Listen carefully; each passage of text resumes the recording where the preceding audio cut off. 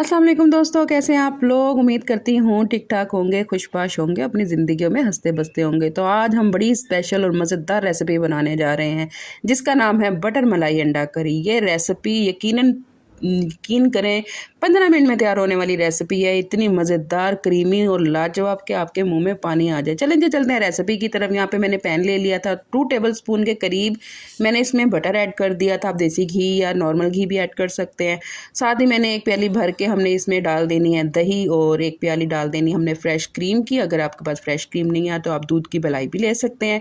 इसको हम मिक्स करेंगे। साथ हाफ टी स्पून के हिसाब से हमने जो है इसमें डाल देने हैं स्पाइसेस, जिसमें हम डालेंगे इसमें नमक और लहसुन अदरक का पाउडर, गरम मसाला, ज़ीरा, काली मिर्च, और साथ ही साथ हम इसमें डाल देंगे धनिया पाउडर। आपने इसमें जो है लाल मिर्च बिल्कुल भी ऐड नहीं करनी है, वो इसके कलर को डिस्टर्ब करेगी।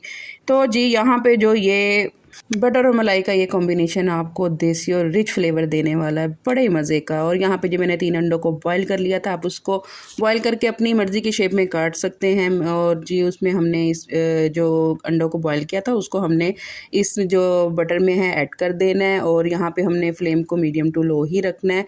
इसको हमने जी हल्के हाथ से मिक्स कर देना है, और 2 मिनट जो है हमने इसको दम पे रख देना है, मीडियम टू लो फ्लेम पे। 2 मिनट बाद जब हम इसका दम खोल लेंगे तो देखेंगे कि आप कितने मज़े की जो है ना ये अंडा करी हमारी रेडी है। यहाँ पे जी हम हरी मिर्च डालेंगे और धनिया डालेंगे, और जी ये हमारा फटाफट झटपट बनने वाला जो अंडा करी है वो तैयार है। ये यकीन करें टोटल 15 मिनट में बन गया था।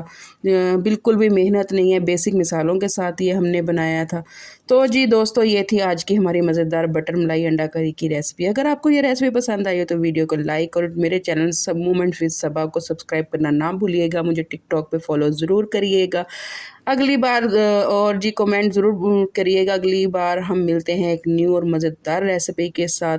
अपने दुआ में मुझे याद रखिएगा, अपना ख्याल रखिएगा। अल्लाह हाफ़िज़।